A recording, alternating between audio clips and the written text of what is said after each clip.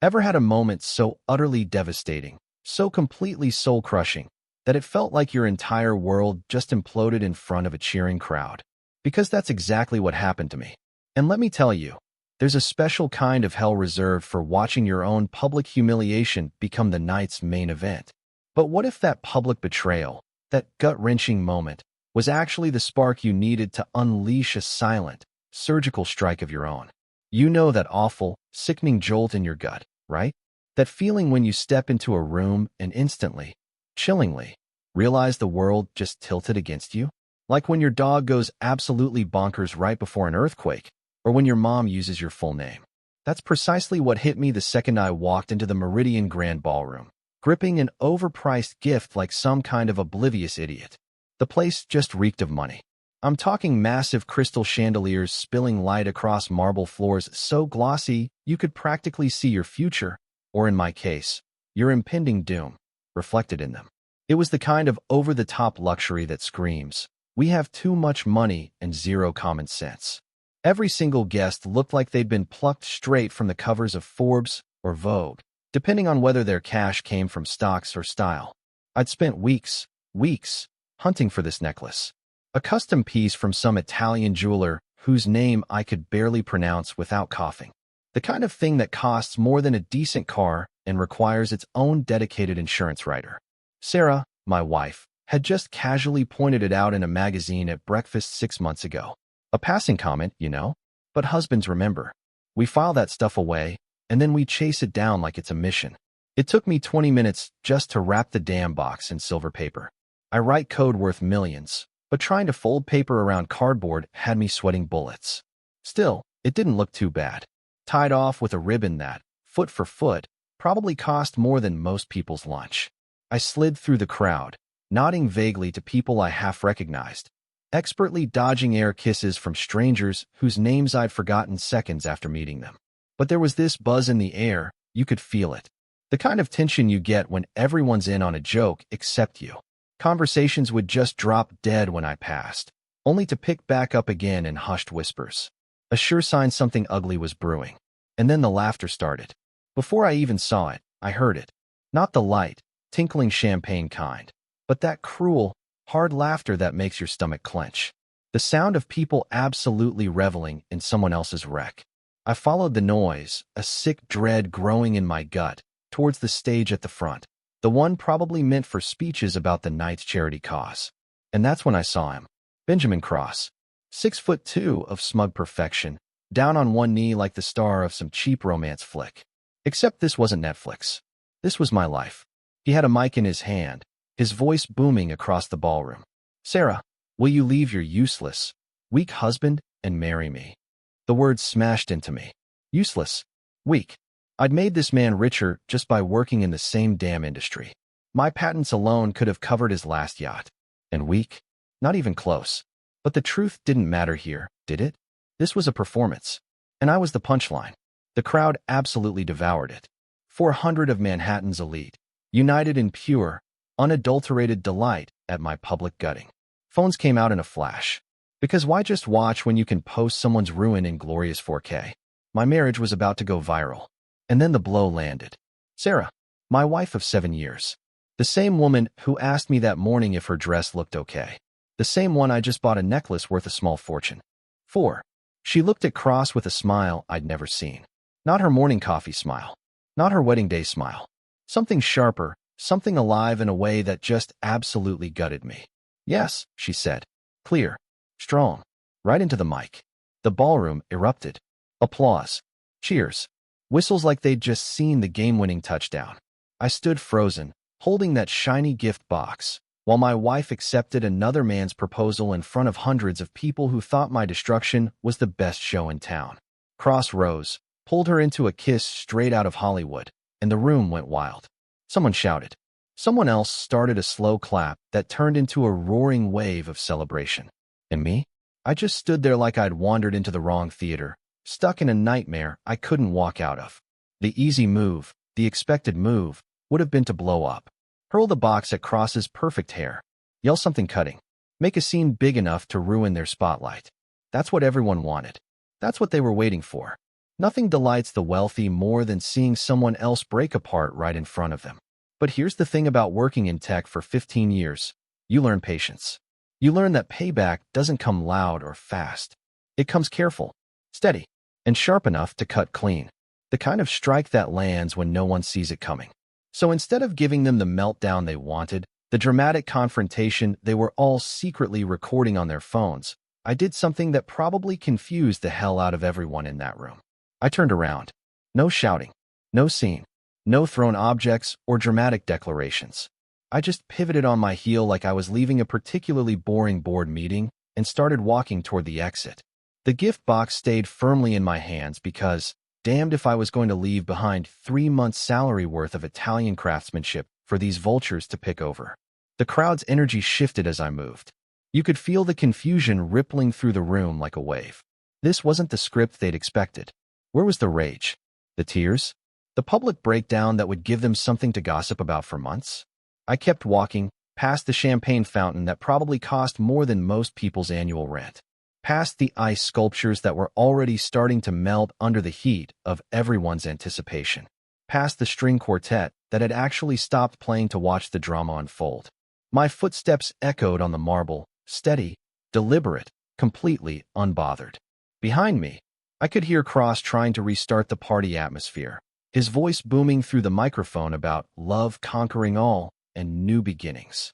Classic CEO move. When in doubt, give a speech. But even his practiced charisma couldn't quite cover the awkward energy I'd left in my wake.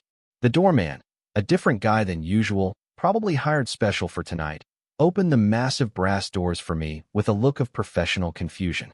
I nodded my thanks and stepped out into the cool Manhattan night, where the city's honest chaos felt refreshingly real compared to the manufactured drama I'd just escaped. My Uber was already waiting. I'd called it the moment I heard Cross's voice on that microphone, because I may be a lot of things, but stupid isn't one of them.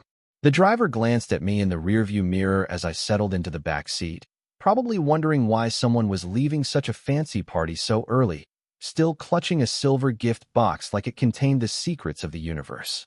Rough night? He asked, because Uber drivers in New York have apparently never met a personal boundary they couldn't cross.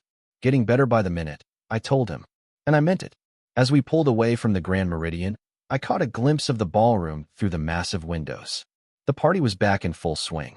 Cross and Sarah were probably already planning their future, while the crowd celebrated their successful humiliation of the guy who just walked out. They thought they'd won something. Tonight. Poor fools. They had no idea what was coming. The gift box sat in my lap, still perfectly wrapped, still unopened. Inside was a necklace that Sarah would never wear, bought by a husband who apparently no longer existed. But that was fine. I had other plans for my money now. Better plans. Plans that didn't involve funding my own public humiliation or buying jewelry for women who thought pathetic and impotent were accurate descriptions of the man who'd built their entire lifestyle from scratch. The city lights blurred past the window as we headed uptown, and for the first time in months, I felt something I'd almost forgotten: clarity. Tonight had been a gift in its own twisted way. Sarah and Cross had just handed me the justification I needed to do what I'd been too polite, too civilized, too stupidly loyal to do before. They wanted to play games with my life. Perfect. I'd been playing games since before Cross learned how to tie his first necktie, and I'd never lost one yet. The real party was just getting started. My penthouse felt different when I walked in. Not physically. The same ridiculously expensive furniture Sarah had insisted on was still there. The same pretentious art pieces that cost more than most people's houses were still hanging on the walls like silent judgments. But the energy had shifted. The place felt lighter somehow, like someone had finally opened a window in a room that had been slowly suffocating for years. I tossed the silver gift box onto the kitchen counter without ceremony, letting it land with a satisfying thud next to a bowl of fruit that probably cost $50 because everything in Sarah's world had to be organic, artisanal, and Instagram-worthy. The necklace could stay wrapped forever for all I cared. Maybe I'd turn it into a paperweight, or a very expensive reminder of my own stupidity. The marble countertops gleamed under the recessed lighting, reflecting my face back at me from a dozen different angles. I looked tired, which made sense considering I just watched my marriage implode in front of Manhattan's social elite. But underneath the exhaustion, there was something else. Something that looked suspiciously like relief. I poured myself 3 fingers of 25-year-old Macallan. The good stuff. The bottle Sarah always told guests was David's little hobby. Like collecting premium scotch was equivalent to building model trains in the basement. Tonight, it wasn't a hobby. It was medicinal. The burn felt good going down. Honest, in a way that nothing else had been for months, maybe years. I'd been lying to myself for so long about what my marriage had become that I'd forgotten what truth actually tasted like. Turns out it tastes like expensive whiskey and vindication. My office was at the far end of the penthouse, past the living room that looked like it belonged in Architectural Digest, and the dining room we'd used maybe 6 times in the past year. Sarah preferred eating out, being seen. She called it networking, though I'd started to suspect her networking involved a lot more one-on-one meetings with certain billionaire CEOs than I'd originally thought. The office was the only room in the place that was actually mine. Sarah had decorated everything else with the help of some hotshot interior designer whose name she dropped constantly. But my office was off limits. Dark wood, leather chairs, shelves lined with actual books instead of decorative spines, and most importantly, a safe built into the wall behind a painting of the Brooklyn Bridge. Because even my safe had to have some style, according to my wife. I sat down at my desk, the same one I bought when TechFlow was still operating out of a cramped office space in Soho. Back when Sarah was still impressed by my entrepreneurial spirit instead of embarrassed by my lack of social connections. The wood was scarred from years of late nights, coffee rings, and the occasional moment of frustration when code refused to cooperate. Real wear, honest wear, not the fake distressing you pay extra for at overpriced furniture stores. The safe opened with a series of beeps, and I pulled out the black leather folder that had been sitting there for 3 years. Untouched, but not forgotten. The label read, Primary Assets, in my own handwriting, applied with a label maker on one of those nights when I couldn't sleep and decided to organize my life like it was a filing cabinet. Sarah had laughed at me for it. Who needs paper anymore, David? Everything's digital now. Turns out the guy who built his company from the ground up and didn't trust the cloud with his most important documents needs paper. The guy who remembered that lawyers love paper trails and judges prefer physical evidence needs paper. The guy who'd watched his wife making eyes at other men at charity galas for the past 6 months. Yeah, he definitely needs paper. I opened the folder and spread the contents across my desk like I was dealing a very expensive hand of poker. Every document told a story, and together they told the story of how a 24-year-old kid from Brooklyn with a computer science degree and too much ambition had built something worth $400 million. The original incorporation papers for TechFlow Solutions, filed 7 years ago, when I was still naive enough to think love and business mixed well. My signature, Sarah's signature, and a witness signature from my college roommate, who'd driven over at midnight to make it official. Sarah owned 49%. I owned 51%. Seemed fair at the time. Seemed romantic. But what wasn't in those original papers was the story of everything that came after. The patent applications I'd filed solo, working 18-hour days in a cramped office while Sarah handled business development at lunch meetings that always seemed to involve more martinis than contracts. 28 separate patents, all with my name as the primary inventor, all generating revenue that had funded our lifestyle, our penthouse, our ridiculous grocery bills. The bank statements painted an even clearer picture. The initial funding for TechFlow had come from my savings, my student loan money, my grandmother's inheritance that she'd left specifically for me to chase my dreams. Not our dreams. My dreams. Gran had been smart enough to put that in writing. Bless her practical heart. $250,000. Every penny documented and traced directly to company operations. Then came the investment rounds. Series A, Series B, Series C. Each one negotiated and closed by me while Sarah handled public relations. The investors' names were all there in black and white, along with the contracts that spelled out exactly who owned what. The math was simple, even if the legal language was dense. David Chin owned 85% of TechFlow Solutions. Sarah Monroe owned 15%, mostly as a gesture of marital goodwill that was looking pretty stupid in hindsight. I pulled out my laptop and opened the company's financial management system. The same system I designed. The same one Sarah had never bothered to learn how to use. Too complicated, she'd always said. That's what we pay accountants for. Except we didn't pay accountants to make executive decisions about where our money went, and the system required C-level authorization for any transfer over $15,000. Guess who had been happily clicking approve on vacation packages, designer shopping sprees, and mysterious consulting fees without reading the fine print? The first stop was easy, the company travel account. Sarah and Cross had a business retreat scheduled for next week in the Caribbean. Business retreat, right? Because the best place to discuss quarterly projections is obviously a five-star resort where the only quarterly thing anyone cares about is how many mojitos they can fit into 15 minutes of poolside networking. 2 clicks, 1 authorization code, and suddenly Benjamin Cross was going to be vacationing alone. The resort booking, the first-class flights, the mysterious spa package that cost more than most people's rent.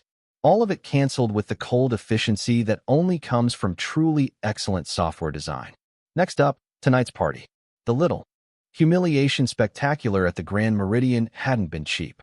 The ballroom rental, the catering, the flowers, the string quartet, the ice sculptures. Everything had been charged to Techflow's corporate events account, which, according to the receipts, had been Sarah's idea of a networking opportunity that would enhance the company's profile in the community. Well, mission accomplished, honey. The company's profile was definitely enhanced, just not in the way you were hoping. Stop payment orders are beautiful things when you know how to file them properly. Each vendor got the same automated message: payment canceled due to unauthorized use of corporate funds. The florist, the caterer, the venue, even the photographer who'd probably captured my moment of public humiliation in high-definition glory. All of them were about to discover that networking events don't always pay for themselves. But the real nuclear option was sitting right there in front of me, glowing on my laptop screen like the business equivalent of a big red button marked "Do Not Press." The operational account. $400 million, managed by executive override, requiring my personal authorization for any withdrawal over $75,000. Sarah thought she was the CEO. The board thought she was the CEO. Hell, half the tech blogs in Manhattan thought she was the CEO. But being the public face of a company and actually running it are two very different things. And the difference is usually measured in who controls the money. I'd built multiple fail-safes into the system, partly because I'm paranoid and partly because I'd watched too many startups get destroyed by internal politics. Every major decision required 2 signatures, mine and Sarah's. Every financial transfer needed executive authorization. Every change to company structure needed board approval. It was bulletproof, assuming both executives were operating in good faith. Turns out good faith is harder to find than I'd thought. The freeze took exactly 30 seconds to implement. 1 dialog box, 1 confirmation screen, 1 final click, and suddenly Techflow Solutions was operating under emergency financial protocols. No transfers, no payments, no access to operational funds without direct authorization from the primary stakeholder. That would be me, in case anyone was wondering. My phone started buzzing almost immediately. Text messages, missed calls, voicemails piling up like digital snow. Sarah's name flashed on the screen, then Cross's, then numbers I didn't recognize but could probably guess. The party was probably still going strong, but somewhere in the Grand Meridian ballroom, someone was getting very bad news about their credit cards. I turned the phone face down and poured another scotch. Outside, Manhattan glittered like a circuit board. Millions of lights representing millions of lives, most of them more honest than the one I'd been living for the past few years. The city never slept, which was perfect because I had a feeling I'd be up for a while. The folder sat open on my desk, papers scattered like evidence in a crime scene, which, in a way, they were. Sarah and Cross had committed the perfect crime. They'd stolen my life, my dignity, and my trust, all while making me pay for the privilege. But they'd made one crucial mistake. They'd assumed that being married to someone meant you owned them, that signing a few papers made you equal partners regardless of who did the actual work. They'd forgotten that in business, like in code, the person who builds the system gets to decide how it runs. And I was just getting started. I woke up at dawn feeling better than I had in months, which probably says something deeply concerning about the state of my marriage. Sorry, former marriage. But I wasn't in the mood for self-analysis. The morning light streaming through my floor-to-ceiling windows felt different somehow, cleaner, like someone had finally washed away months of accumulated BS from the glass. My phone looked like it had survived a digital, tumbling over each other like water through a broken dam. There's been some kind of apocalypse. 57 missed calls, 94 text messages, and enough voicemails to fill a small novel about betrayal, panic, and what I could only assume was a lot of very creative swearing. Sarah's name dominated the call log like a desperate ex trying to explain why she'd keyed your car. Followed by Cross, our CFO, Janet Morrison, 3 different board members. And because this nightmare couldn't get any more surreal, my mother-in-law, Diana Monroe. Her calling me was like receiving a personal invitation to my own execution. That woman had never liked me, never thought I was good enough for her precious daughter, never missed an opportunity to mention how much more successful Cross was at dinner parties. The fact that she was calling now, probably to gloat about last night's public humiliation, was just the cherry on top of this whole crap show Sunday. I turned the phone face down and went to make coffee instead. Real coffee. Not the pretentious single-origin, small-batch, artisanal nonsense that Sarah insisted on buying from some hipster cafe in Brooklyn, where they charged $15 for what was essentially hot bean water with an attitude problem. Just good old-fashioned dark roast that could wake the dead and didn't require a sprawling thesis on terroir to justify its existence. The kitchen felt enormous without Sarah's morning routine cluttering it up. No yoga mats spread across the marble floors. No blender full of whatever green smoothie was trending on her Instagram feed that week. No passive-aggressive notes about whose turn it was to replace the water filter. Just me, my coffee, and the satisfying silence of a life that was finally my own. I'd spent the night doing math, which sounds boring until you realize that math, when applied correctly, can be the most devastating weapon in the world.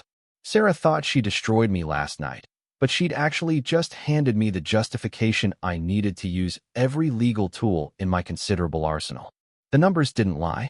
I own 85% of a company worth more than some small country's GDP, and I just locked down every penny of it. The best part? It was all completely legal. Bulletproof, actually.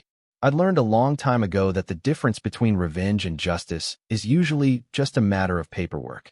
And I'd always been very, very good at paperwork. My phone buzzed again. This time, it was Patrick from the front desk, which meant someone was downstairs trying to get up to see me. Given the current state of my social calendar, this couldn't be good news. Morning, Mr. Chun. Patrick's voice crackled through the intercom with the kind of professional concern that only comes from years of dealing with Manhattan's elite during their various personal crises. Got a young lady down here. Emma Rodriguez. Says she works for your wife. She's pretty upset, sir. Emma, Sarah's assistant. 28 years old, fresh out of Columbia with an MBA she'd probably never get to use because she'd hitched her wagon to the wrong star. Smart kid, but with terrible judgment in employers. I felt a little bad about what was probably happening to her right now. She'd gotten caught in the crossfire of a war she didn't even know was being fought. Send her up, Patrick. Thanks. I had just enough time to put on actual clothes. Apparently, greeting crying employees in pajamas sends the wrong message about professional boundaries, before Emma burst through my front door like a hurricane made of panic and designer handbags. She looked exactly like someone who just discovered that her boss's seemingly perfect life was actually a house of cards built on quicksand. Her usually immaculate hair was escaping from its ponytail. Her makeup was smudged like she'd been crying for hours, and she was clutching a Starbucks cup with the desperate intensity of someone who'd already had way too much caffeine and was about to have more anyway. Mr. Chun, thank God you're here, she babbled. Technical glitch with the company accounts, and nobody can access anything, and the payroll is frozen. And the investor meeting this morning got canceled because the conference room booking didn't go through. And Sarah's Amex got declined at Starbucks. At Starbucks, Mr. Chun. And she's completely freaking out because Cross's credit card got declined too, and their Caribbean trip got canceled. And, Emma, I interrupted, holding up a hand. Breathe. She sucked in a lungful of air like she'd been underwater, then looked at me with the kind of desperate hope that people usually reserve for emergency room doctors or tax attorneys. Can you fix it? Sarah said it was probably just a technical glitch, something with the servers, maybe, and that you'd be able to sort it out in a few minutes because you built all the systems. And did Sarah send you here? The question seemed to deflate her a little. Yes, sir. She said you'd want to know about the technical issues right away and that you'd probably want to get everything back online before it affected business operations.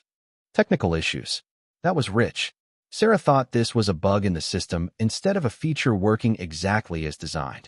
She'd spent so many years as the public face of TechFlow that she'd forgotten who actually built the damn thing in the first place. Emma, I said carefully, did you see what happened at the party last night? Her face went through about 6 different expressions in the space of 2 seconds. Confusion, recognition, embarrassment, and finally, a kind of sick understanding that made me feel genuinely sorry for her. She lowered her eyes and nodded, suddenly very interested in the pattern on my marble floor. I see. I walked over to my desk and pulled out a manila envelope I'd prepared while she was on her way up. Sometimes it pays to be 3 steps ahead of everyone else in the room. I need you to deliver this to Sarah. She has 24 hours to respond. No extensions. No negotiations. No, I need more time to think about it. 24 hours. Emma took the envelope like it might explode in her hands, which, considering its contents, wasn't that far from the truth. What should I tell her about the accounts, about the payroll, about the meetings? Tell her the truth, I said. Tell her there are no technical glitches. Tell her the system is working exactly as designed. Tell her that sometimes when you burn bridges, you discover you're standing on the wrong side of the river. She blinked at me, clearly trying to process the metaphor, while simultaneously dealing with the reality that her comfortable job had just evaporated around her like morning mist. Mr. Chun, I don't understand what's going on. I poured myself another cup of coffee and considered how to explain corporate warfare to someone who'd probably spent the last few years believing that business was just a series of lunch meetings and PowerPoint presentations.